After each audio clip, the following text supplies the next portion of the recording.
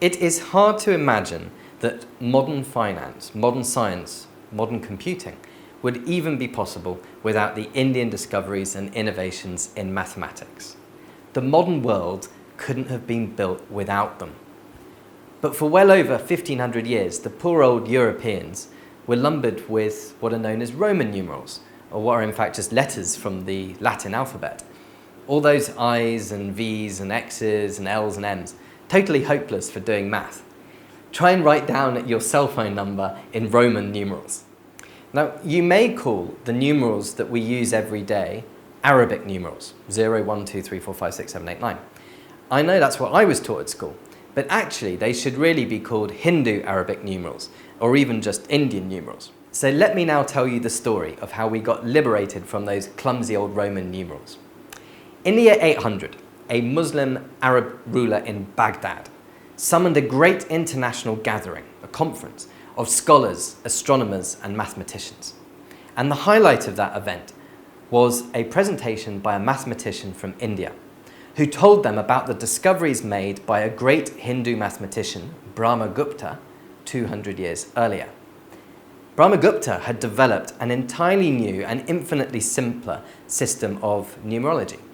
This was not only based on simple digits from 1 to 10, it even included a new digit, absolutely vital for complex calculation, and what we now know as 0. So impressed was everyone by this new system that before long it was spreading right across the Muslim world, which at that time included as far as southern Spain. But it was not until 400 years later, until the year 1202, that a very clever Italian mathematician from Pisa began to popularize the true potential of Indian numerals, and more importantly, what you could do with them.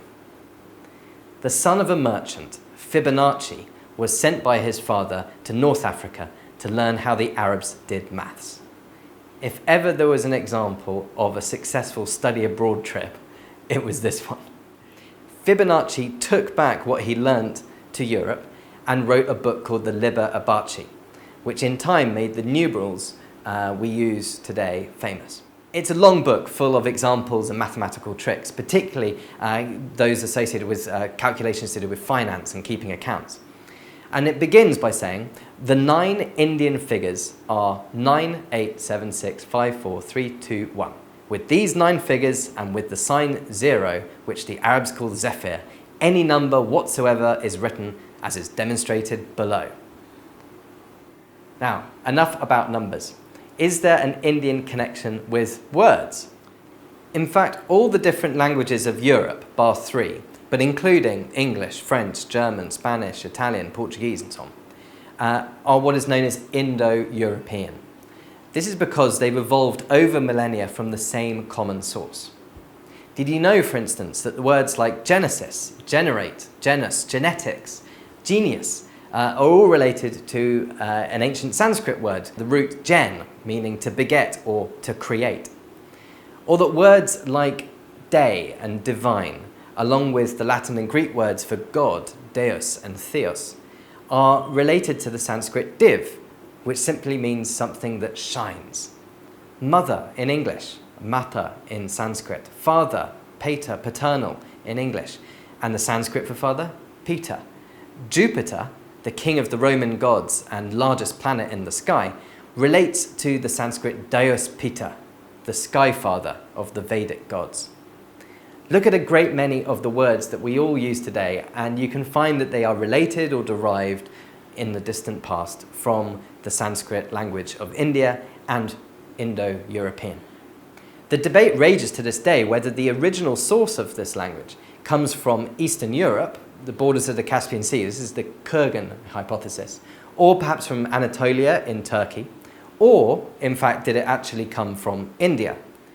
Where Proto-Indo-European comes from, and along with it the question of where is the homeland of the people who spoke it, people who spoke Sanskrit and had practiced the Vedic culture that became so important to Indian civilization.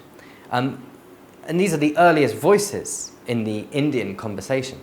But where they come from has not been definitively answered. But let me just say that either way, regardless of whether this language family comes from India.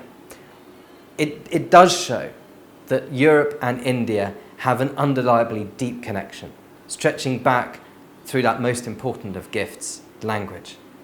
It's a profound question to answer because it either means European cultural origins are in India or the other way around.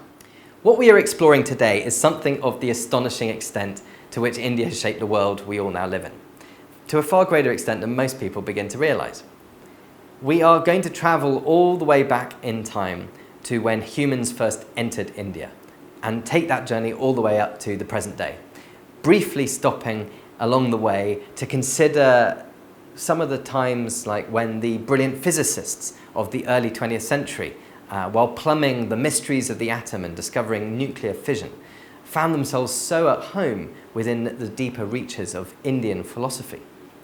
In our own time, the 21st century, we find that the CEOs of some of the most famous, powerful multinational companies in the world are now led by Indians, including Google, Microsoft, Pepsi.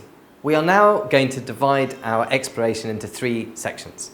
First, we shall look at the part played by the Indian diaspora when they have travelled out of India across the world. Then we shall look at how much more important the intersection of India and the outside world has been in terms of trade and economics. And finally, we shall trace some of the surprising ways in which India has influenced the wider world in terms of ideas and the human spirit.